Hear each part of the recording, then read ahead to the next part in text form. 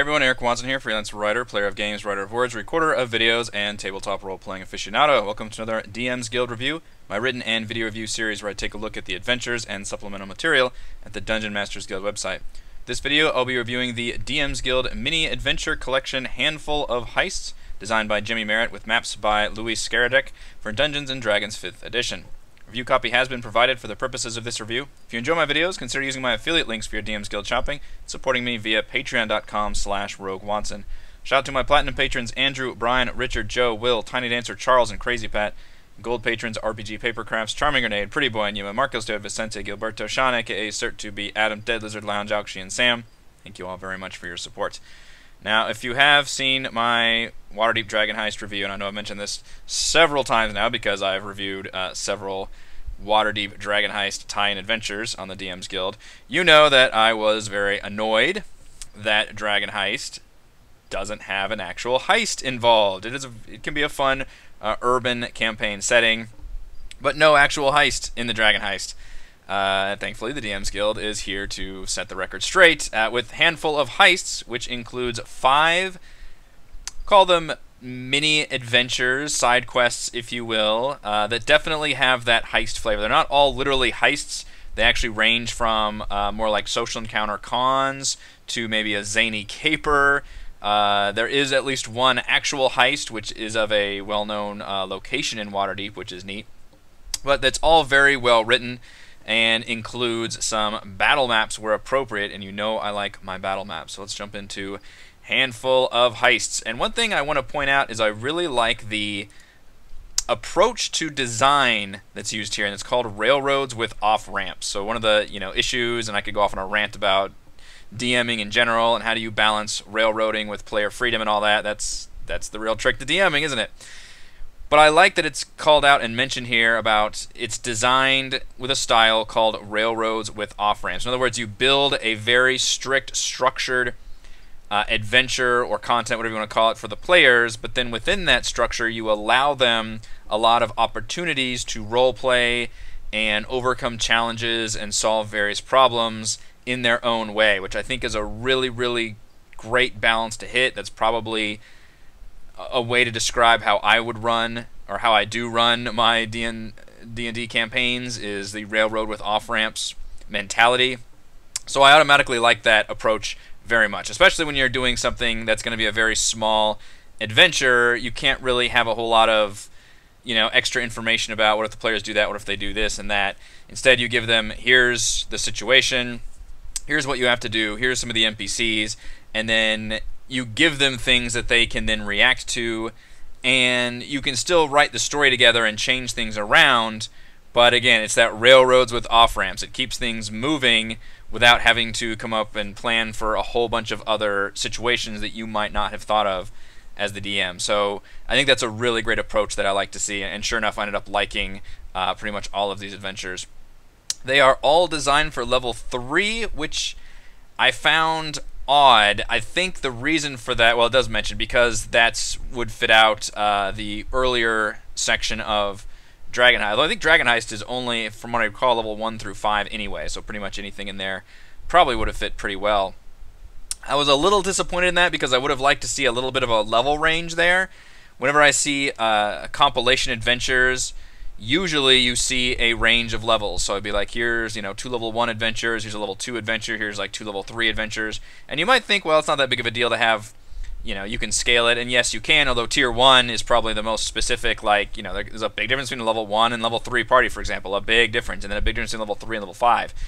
There's no level scaling in here whatsoever, nothing like that. A lot of the heists and things are designed for characters to succeed, but I would have liked to see either more variety in the levels, because it seems like if you want to run all of these, that almost might be too much for level 3 in addition to what you've got planned for their actual main story, because these are all just side quests, or at least some kind of level scaling within each one to do like plus or minus 1 or 2 levels, but we don't get any of that here.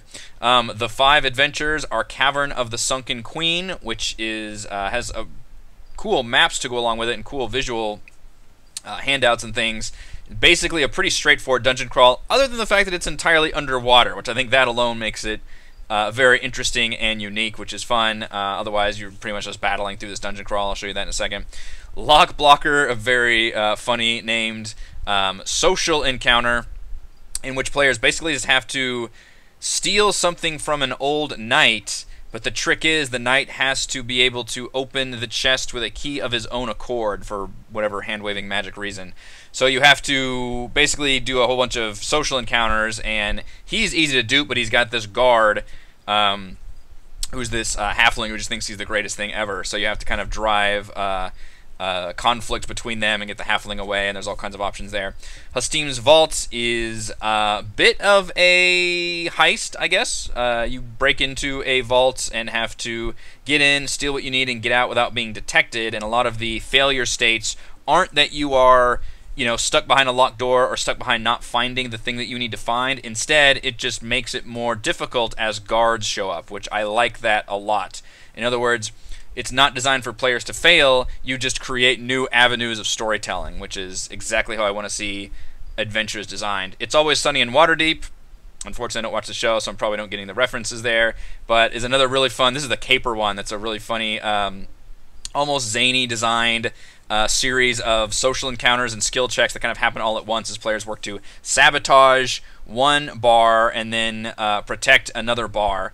And it's mainly just played for humor and laughs, which I think could be a potential for really, really fun storytelling. And then the Tower Heist, which is very much obviously a heist mission in which the players actually spend like Act 1 planning out the heist and gathering a team of like specialists together. It's not quite as involved. Like ideally, a heist adventure would be a full pay, you know, a whole DM's Guild thing and involve all these things. It's not quite that, so it's a little bit more short and truncated. But I think it gets the message across and gets the themes across that I like to see, and certainly would help, you know, provide that heist content that was so sorely lacking in Dragon Heist. Just to do a little bit of a bigger dive into things because it's not a super long. I think it's a pretty good length. Cavern of the Sunken Queen. This has a cool map. This is actually a side cutout map, so players initially, let's see, where's that handout right here? There's this underwater beacon they can take, which will light this path as literally this, like, you know, you can picture this, it's a deep sea excursion into this kind of ravine area, and they have this beacon they can use to light up and move out all the wraiths that will keep away from it. They have to fight a bunch of merfolk on seahorse guards. There's sharks in here. There's a mermaid who, of course, has a treasure chest with a dingle hopper, and what was the other mermaid reference? Snarfblat. Yep, I have a kid. I've seen a lot of mermaid movie. There's treasures everywhere. It's just a really neat little... I mean, it's very much a straightforward, combat-heavy dungeon crawl, but there are opportunities for social encounters. The actual boss fight, which is given its own separate battle map... I guess it's this one right here. So these are, by the way, separate maps that you can download as well, which is nice to see. This one right here is actually a full-on, like, and they have gridded and non-gridded version, which is really good to see. Is against a demon octopus, which is just a giant octopus with multi-attack, and it works on its goal is not sitting there waiting for the players to kill it. It's pushing gold pieces into this pit, this portal that leads to Umberlee, whatever plane she's on. And so the players are down there looking for money, and the boss is actually like getting rid of the money. So there's an interesting like speed mechanic there, and obviously they just have to fight this giant octopus. But it's a fun little thing. It doesn't really have, technically, I guess it's sort of a heist in that you're going in looking for loot, but that's kind of what you're doing for every dungeon. So this one maybe a little bit less flavorful, and plus doesn't really have the urban setting necessarily. You could put this anywhere with water.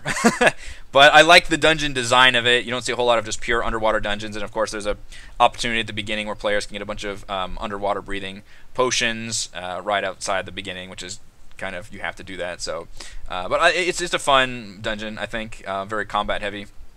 The Lock Blocker, this is the one I mentioned that's got the elderly knight. It's just, and one thing this adventure does really well is it presents a challenge that it then provides several ideas for how players can overcome that challenge as the DM, so you can be thinking of ways, and then hopefully, or maybe directly, your players, you can be guiding your players towards these ideas, or hopefully your players will be coming up with them by themselves. So in this case, you have to convince this old knight to open this chest and give him the MacGuffin that you're after. which is just his loot, I guess. But he's got this halfling, and he's kind of a drunk, doddering old fool. But he's got this halfling paladin who's very protective of him. So you have to be able to separate those two, or just basically convince her that he's kind of a piece of shit. And that can be done through different skill checks. So, for example, while he's telling a story, you can roll a history check to poke holes in it. You can do a performance check to make another character tell tall tales more appealing to listen to than Engelbart's. You can have characters attempt to prove that he's a coward by goading him into going to Undermountain, or you can get him drunk and then take him into Undermountain, and then of course he will flee and run away once first danger arrives. So there's things you can do, and I love that it gives you a bullet point of like options, like here's things that characters could do, which as a DM means you could either gently push your characters towards this situation, or this just gives you ideas of how to prepare for these things if your players are going to come up with those things. It even says that if your players are more, flexible moral code, if they're really just neutral evil murder hobos, they might even just kill the halfling paladin and then cut off the dude's arm and do all these different things they can do to try to get in, but that would obviously have consequences because these are people in the city and they could be arrested afterwards for all these different things. So I like that enough of that is told, but otherwise that's pretty much the entire adventure here is just getting through this. So it's just a social encounter. There's no map here, but I'm okay with that there's no map here because you don't really need a map. Maybe having a handout of the actual character would have been nice to be able to show characters some kind of visual aid. Some kind of picture here would have been nice to have, but otherwise it's just it's a nice idea. Hastim's Vault is a fairly straightforward heist. This one is a little more combat heavy, including a bunch of random encounters in the sewers. What this one does very well is it doesn't put up any fail states.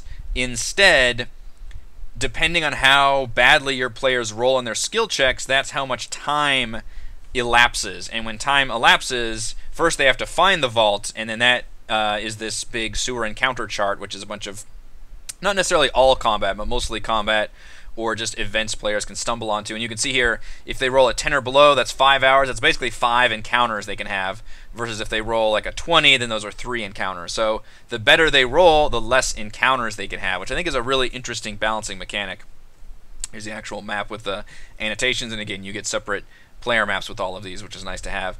And then the other time limit is when they first walk into the dungeon, there are the gazers, which I think are the mini beholders that the Xanathar uses to look through. And every so often, as the players spend more time here, you can check to see if the Xanathar actually looks through these gazers. And depending on how long it takes them to pick locks, or just if they're spending time in here, maybe they get a short rest or something, then you can keep on rolling those checks to see if the Xanathar sees them. And if it does, then he sends a bunch of guards. So that obviously makes this a lot more difficult, because all of a sudden you've got guards appearing all around and kind of surround them to attack the players and turns into a big combat encounter. So I like that balancing mechanic. And the same thing if the players actually take forever to lockpick the door. It's not that they fail and they just can't proceed, it's just that it takes them, they still succeed, but if you roll badly, it takes you that much longer to break into the door, and thus more of a chance to be caught. And I think that's a great balancing mechanic. It's good to not throw up those fail states, and it's in keeping with that heist flavor, because you want to get in and get out without necessarily fighting, which hopefully your players understand that, because D&D is usually about fighting. So I like to see heists that downplay fighting or make fighting even the goal to avoid fighting, but instead to get in, use your skills, use your brains to get in and get what you want. It's Always Sunny in Waterdeep is a farce, literally called a farce, which I respect a lot because I don't know if I've ever seen a farce designed in a D&D mini-adventure or side quest, but there is the Fellowship of Innkeepers, a halfling representative coming to judge these bars, and you are hired to sabotage one bar and then defend the inn, I guess. You're sabotaging one inn and defending the other, which is Troll Skull Manor, which is why it fits really well into Dragon Heist, because players obviously come into possession of Troll Skull Manor. You could replace things as you need to if you're not running Dragon Heist, but specifically this one fits really well into Waterdeep Dragon Heist for that reason. And it's supposed to be done as kind of a humorous series of social encounters and skill checks, which I really dig, because obviously so often it's the traditional dungeon crawls, which I love. I love the dungeon crawls. But there's something to be said for moments that are just supposed to be really funny and zany and humorous and really, really allow players to step up their game in helping tell the story, especially once they realize there's not really any danger or combat here. So things they could do, and again, this one does the really nice bullet points of things that players can do to, say, sabotage the representative's visit to the rival brewery. You can do a sleight of hand check to switch out ingredients, making the food taste foul. You can do an athletics check to wreck the tavern during a bar brawl. You can do an intimidation check to bully the servers. An animal handling check to bring in rats to disturb the patrons. These are all really great things, and it allows every player to have a chance to do something that they are good at. So as long as the DM can communicate the fact that this is just a skill challenge, and you tell me what you want to do and you paint the story, there's a certain way you have to provide this as the DM to give the players that kind of freedom that they might not even be used to, in terms of really like, hey, tell me how you want to sabotage it.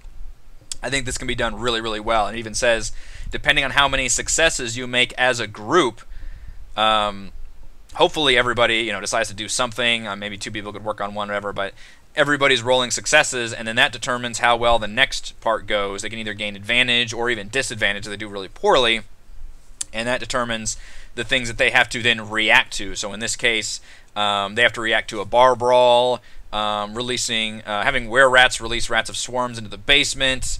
One of the chiefs is a double agent, plans on giving Broxley, the halfling representative, food poisoning. All of this seems really, really great. It even mentions, in order to keep this excitement running well, run it as a fast-paced, farcical tone. Make things really crazy and humorous and funny. It's not designed to be combat at all. It's just for a really, really funny situation that players have to react to, and I love that it actually recommends watching a few episodes of the show. Fawlty Towers, yes! Peak John Cleese right there.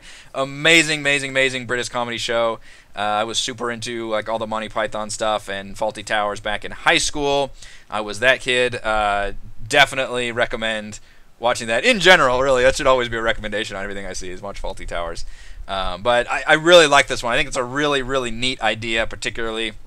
I'd never really seen an adventure that does this, where it's just basically a purely humorous situation, but also really cleverly designed and allows the players to still do things that are meaningful and fun. So I really, really like that idea a lot. The Tower Heist. This is kind of the marquee adventure of a handful of heists, in that it is an actual heist. This is the longest one, so all the rest you can see are all about 2 or 3 pages long. Tower Heist is about twice as long as that, which still makes it pretty short, but this is the one that allows players to have an actual 3-act structure where they first plan their break-in, then they do the heist, and then they have to escape. And the planning involves getting into, how was this person's name? The first Open Lord of Waterdeep, Agaron, a powerful wizard who's got his final resting place, Agaron's Tower. And there is one rogue who has made it in, called the Black Viper. Players need to contact her to learn how she did it, and of course that's a big long social encounter, because she's not necessarily going to want to divulge a whole lot of information, but she's going to want to come with the players. And here you can see the players start to build their team, because they're also going to need, most likely, a magic user. Even if the team has a lot of magic users, they could probably use another one, because the safety measures involved in getting into this tower are getting through a bunch of walls. The first wall, the prismatic wall, oh no, the first wall is the force cage. They have to make it through that one. The first wall they have to make it through is the force cage. And this is where she steps in and has to place a hidden token on the wall in order to make it through, and you don't realize that she's got that. You think that she can just kind of make it through. After that is the prismatic wall, where they have to cast all these different spells, either cold damage or force damage, or make a wind spell, or just literally cast a spell magic in order to make it through, which is why you need that extra mage character, and one is provided here, Quen Questoria. And there's a great bit where when you go to recruit her, like on the night of the heist, she's being accosted by a bunch of like cops basically, and you have to help defuse the situation to get her. I almost wish, and it's tricky to do this because I almost wish there were more NPCs involved in doing the heist, but also you don't want to take away the focus from the player. So I think just having the two and really having one of them be optional is probably a good fit, because you want the players to be able to take on, obviously, that role of the actual heist people. And then they'll have to distract the guards to get in. There's a time stop trap, which they'll need. Oh, that's right. They need another NPC for the time stop trap. The actual, I think it's a descendant of Aguirron or one of their apprentices, and only he can make it in because he's got the password to get in. So it adds all these NPCs that you have to collect. But I think it's still a pretty good balance. Once they actually get inside, then you've got all these maps to use. So unfortunately you don't have maps for any of the outside, but you could kind of abstract it. It's just a bunch of walls they have to get through. Once they get inside, there's not really a whole lot of combat in here. It's more just exploration, but we get these really nice maps involved, and I really like these map designs. They're very colorful, they're very detailed. Hustim's Vault also had the same kind of nice map design, which was good to see. It's a bunch of teleporting runes. They can go room to room. Once they first break inside, that sets up the walking statue, which then walks from wherever it is in Waterdeep all the way to the tomb and attempts to beat the shit out of the player. So they're on a timer at this point. And then there is a iron golem in the actual tomb who will then wake up and beat the shit out of the players unless they solve this Rubik's Cube, which they wouldn't really know they have to solve. But they can do that to actually deactivate it. There's a pit fiend in the summoning circle, which normally you don't make a deal with the devil, but in this case it actually works out pretty well because he can deactivate the statue and then tell them a secret about the Castellentars and their demonic pact, which again, this fits in very, very well with Waterdeep Dragon Heist. If you're running Waterdeep Dragon Heist, all of this works really well. If you're not, you kind of have to replace things here and there to make it work. And you find out the actual staff you're after is not the real staff, unfortunately. But then you have to break out. At some point, the Black Viper can leave the players behind or create some kind of interesting, hopefully fun conclusion where they make it out, without being killed or arrested. That would be the fun part. But it seems a little bit more interesting getting in than the actual heist inside. I wish it was a bit more trapped or involved once you're actually inside the tower. But I think it has that good flavor of getting the team together, casing the joint, seeing what's inside, trying to make it through all these barriers, and ultimately getting what you need and then trying to escape. And I especially like all the time limits and all these different adventures. So I think it works really, really well in getting that heist theme and tone very well. I think I enjoy all of these for the most part. Let's go over my quick pros and cons for Handful of Heist. Pros: there's a really nice variety of side quests here, from zany capers to social situations to an underwater dungeon crawl. They're not all just straightforward heists. There's actually a lot of variety. Pros: I love the railroads with off-ramps approach for each design. That's pretty much exactly how I like to design my adventures. It makes it so you've got a specific area that the players are in and things that are going to happen, but you give them plenty of options and ways for them to help tell the story, which is just awesome. I like that a lot. Pro: it fits perfectly within Waterdeep Dragon Heist, but can be added to any urban setting. Just know that it works particularly well for Waterdeep Dragon Heist. And Pro: 3 of the 5 adventures include colorful, beautiful battle maps, with the other 2 being mostly social encounters, so I'm fine with it just being the 3 of the 5. My only really con, as I mentioned near the beginning, that all 5 adventures are built for level 3, and there's no level scaling. So it's kind of a bummer. I would have liked to see each one maybe a little bit different. This one's a little lower level, this one's a little higher level. And then as the DM, you can kind of pick and choose. Well, my PCs have a lot of magic items, so maybe I'll do the higher level one, or at least some kind of level scaling would have been nice there. Instead, all of them being in that level, that's kind of a lot for just one level or one area of the game. So I would have liked to see a bit more variety. Final verdict: from cons to capers and a full-on heist, Handful of Heists includes a variety of excellent content for Waterdeep Dragon Heist or any urban setting. Thank you to everyone for watching this video review. You can see my written review at roguewatson.com. You can support my work at patreon.com/roguewatson, and you can follow our own D&D adventures here on my YouTube channel. Thank you.